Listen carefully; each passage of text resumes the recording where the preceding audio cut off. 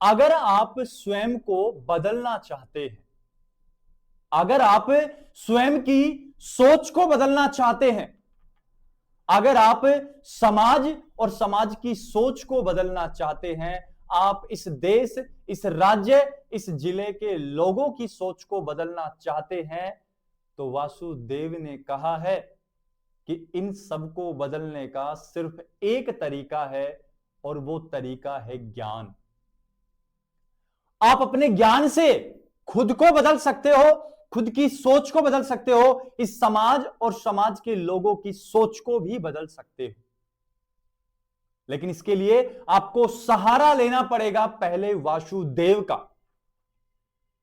फिर जो वासुदेव आपको ज्ञान प्रदान करेंगे, उस ज्ञान के बलबूते, उस ज्ञान की सहायता से आप समाज और उसका दृष्टिकोण दोनों बदल सकते हो। यह सब मैं आपको क्यों बता रहा हूं? क्योंकि आप भी स्टूडेंट हो। पता नहीं कितने अनगिनत विचार आपके दिमाग में चलते होंगे कि मैं ऐसा बन जाऊं, ऐसा बन जाऊं, ऐसा बन जाऊं। पता नहीं कितने ही समंदर आपके मन मस्तिष्क में हिचकोले खा रहे होंगे कि इस दिशा में चला जाए, इस दिशा में चला जाए, या इस दिशा में चला जाए। तो ये पड़ाव ऐसा होता है जब हम भटक जाते हैं और हमें जरूरत होती है एक दिशा की, और वो दिशा आपको प्रदान करेगा वासुदेव। उस सोच को, उस दिशा को अगर आपको बदलना है तो उसमें मदद करेगा आपकी वासुदेव। तो बिना वासुदेव की शरण कुछ भी असंभव नहीं है।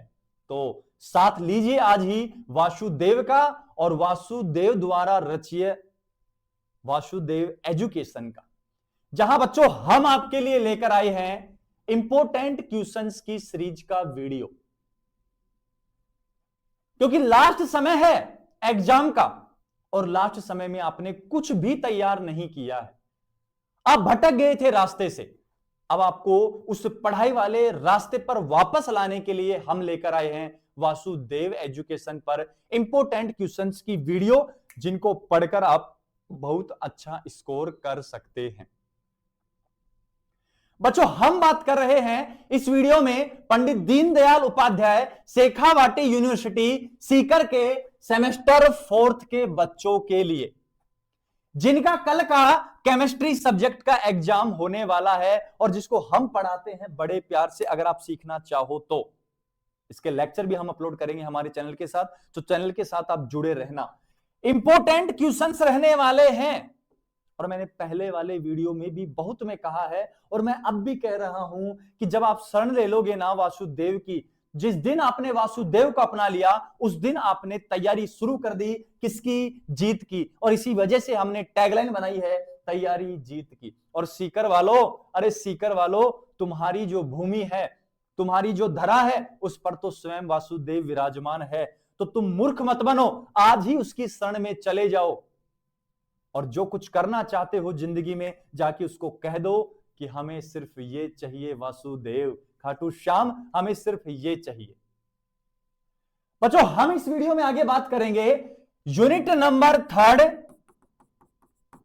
और यूनिट नंबर 4th, इनके माइनर क्वेश्चन भी और कौन से बेटा मेजर क्वेश्चन की बात हम करने वाले हैं।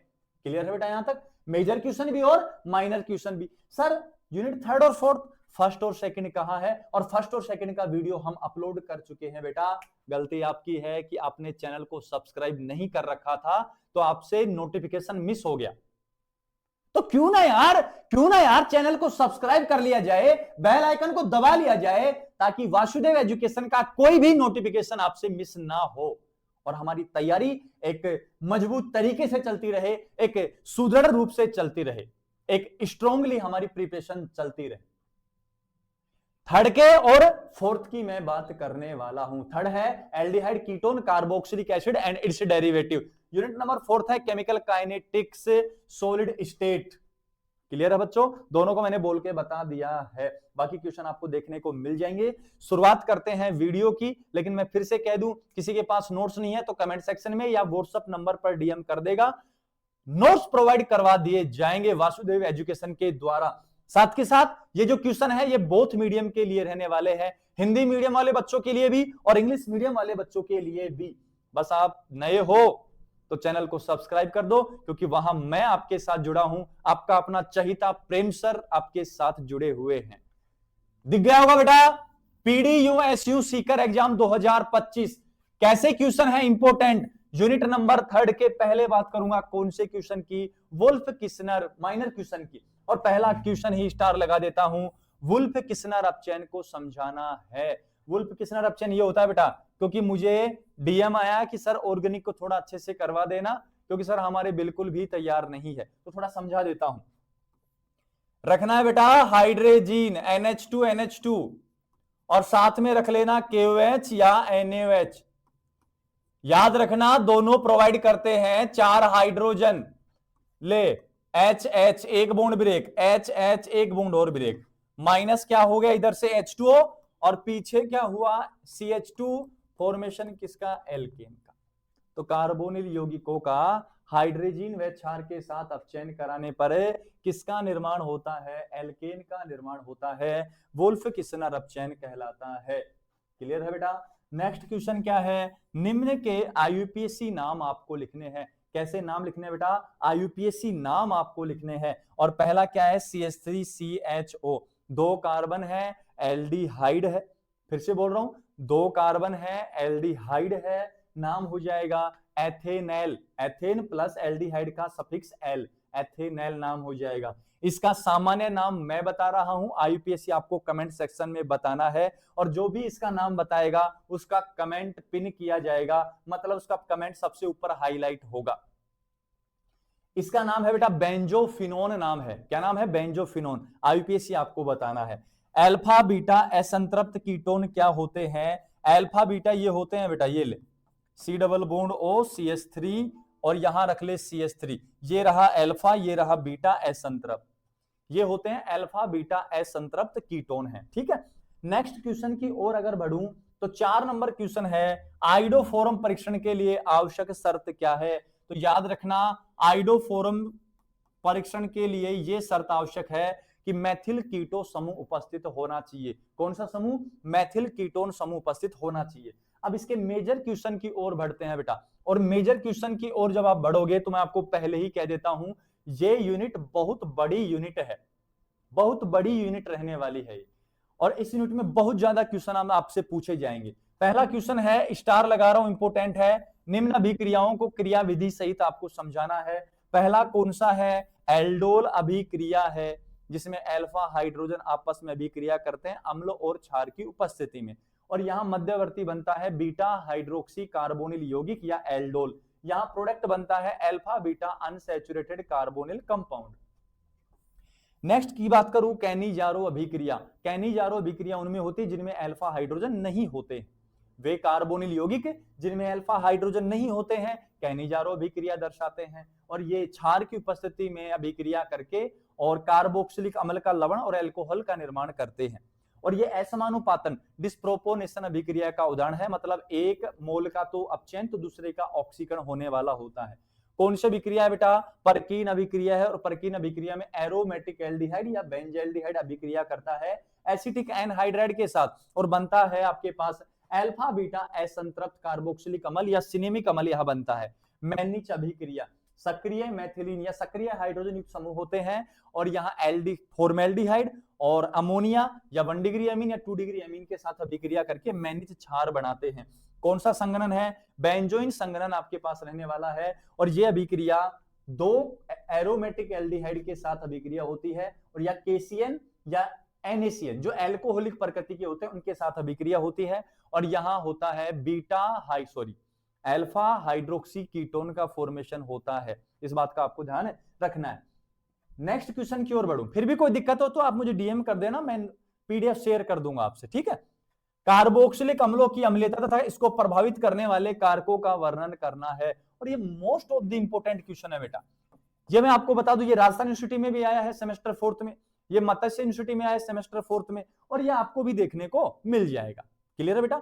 यहां आपको कार्बोक्सिलिक अम्ल की अम्लीयता का जिक्र करना है और उसको प्रभावित करने वाले कारक ERG electron releasing group carboxylic अम्ल की अम्लता को घटाते हैं, EWG ग्रुप कार्बोक्सिलिक अम्ल की अम्लता को बढ़ाते हैं।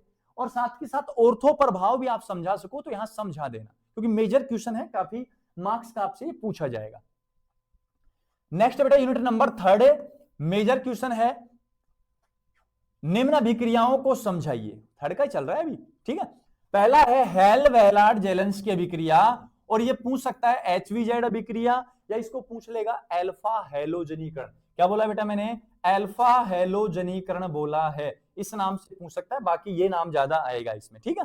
नेक्स्ट है बेयर विलीगर ऑक्सीकरण को आपको समझाना है, एल्डिहाइड का समझा देना, कीटोन का समझा देना कि ये पर अम्ल की उपस्थिति में एल्डिहाइड कार्बोक्सिलिक अम्ल, और जो कीटोन होते हैं वो एस्टर का निर्माण करते हैं, चक्रीय जो कीटोन होते हैं वो लैक्टोन का निर्माण करते हैं, इतना इसमें समझा देना। नेक्स्ट है एस्टरीकरण, एस्टरीकरण की अम्ल और क्षार उत्प्रेरक की उपस्थिति में जल अपघटन, और एस्टरीकरण को दोनों को आपको समझाना पड़ेगा बेटा। नेक्स्ट है क्लीमेंसन अपचयन भी आपको समझाना पड़ेगा कि जिंक अमलगम और कंसंट्रेट HCl की उपस्थिति में कार्बोनिल यौगिकों का क्या करवाते हैं? अपचयन करवाते हैं, और एल्केन का फॉर्मेशन होता है, एल्केन का फॉर्मेशन होता है। नेक्स्ट है विटिंग अभिक्रिया, कार्बोनिल यौगिकों की अभिक्रिया विटिंग अभिकर्मक के साथ या फॉस्फोरस इलाइड के साथ करवाते हैं तो एल्कीन का फॉर्मेशन होता है, क्या कहलाती है? विटिंग अभिक्रिया कहलाती है। ये थे बेटा अपने पास यूनिट नंबर 3 के इंपोर्टेंट क्वेश्चन, जो कल के पेपर में आपको देखने को मिल जाएंगे। अब आगे बात करूंगा यूनिट नंबर कौन सी? 4 की, केमिकल काइनेटिक्स, रासायनिक बलगतिकी और ठोस अवस्था की है, ठीक है। अब इसमें मैं पहले माइनर क्वेश्चन की बात करूं तो यूनिट नंबर 4, और यहां दे रखा है माइनर क्वेश्चन। सबसे पहले आपको समझाना है वोइस और मिलर सूचकांक, कन्फर्म है, यहां से क्वेश्चन आपको देखने को मिल जाएगा, ठीक है। दूसरा क्या है? एक्सरे विवर्तन सिद्धांत क्या होता है, यह भी आपको समझाना है। नेक्स्ट है अर्धायु काल की परिभाषा आपको देनी है, अर्धायु काल को समझाना है, हाफ लाइफ क्या होती है।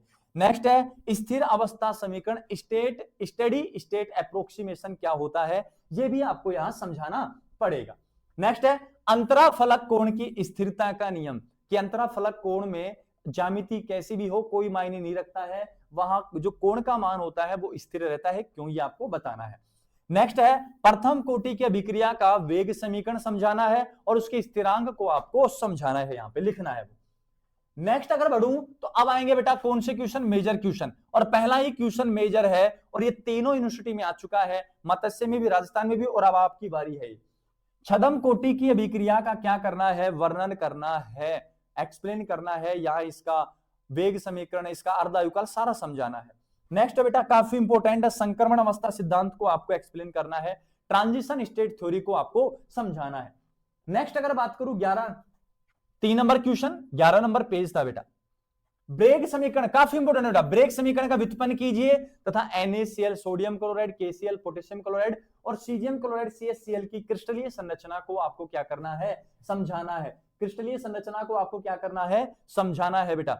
नेक्स्ट है उत्प्रेरक के प्रकार को समझाना है, और मिकेलस मेंटन मैकेनिज्म को आपको क्या करना है? समझाना है, डेराइव करना है। और लास्ट क्वेश्चन इस यूनिट का वो है द्वितीय कोटि की अभिक्रिया का समाकलित वेग समीकरण आपको समझाना है, और ये क्वेश्चन आपको देखने को कल मिल जाएगा। क्रिस्टलोग्राफी के नियम एवं क्रिस्टल के वर्गीकरण का वर्णन करना है आपको। क्लियर है बच्चों? तो ये थे बच्चों अपने पास यूनिट नंबर 3 और यूनिट नंबर 4 के सेमेस्टर 4 के कुछ इंपॉर्टेंट क्वेश्चन। उम्मीद है और खाटू श्याम से हम अरदास करेंगे कि कल के पेपर में ये क्वेश्चन आपको देखने को मिल जाए। बस आपको क्या करना है? अपनी तैयारी को सुचारू रूप से जारी रखना है, किसी प्रकार का कोई टाइम वेस्ट नहीं करना है। एक दिन का समय बचा है मात्र आपके पास, और एक दिन में आप क्या क्या कर लोगे। तो उम्मीद है कि इन क्वेश्चंस को आप पढ़ो, इनसे रिलेटेड आंसर हम आपको प्रोवाइड करवा देंगे। बस आप अपनी पढ़ाई पर फोकस्ड रहना है और चेंज करना है दिमाग को, विचारों को बदलना है। समय आ गया है, क्योंकि रिजल्ट अच्छा आएगा तो विचार अपने आप बदल जाएंगे। बस आपको क्या करना है, हम आपके लिए इतनी मेहनत कर रहे हैं तो आप भी हमें सपोर्ट कर दीजिए। अगर आप चैनल पर नए हैं तो चैनल को सब्सक्राइब कर लीजिए, बेल आइकन को प्रेस कर लीजिए, वीडियो को लाइक कर दीजिए और कमेंट सेक्शन में लिख दीजिए जय श्री श्याम वासुदेव सर्वम इति।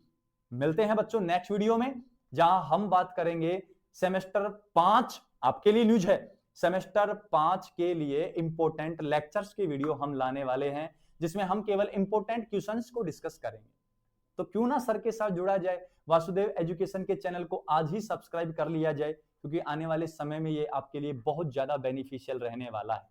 इनमें से किसी क्वेश्चन का आंसर नहीं मिले तो मैं फिर से कह रहा हूं कि आप हमें कमेंट करके बता देना, या दिए गए व्हाट्सएप नंबर पर आप हमें डीएम कर देना, हम आपको आंसर प्रोवाइड करवा देंगे। क्लियर है बच्चों?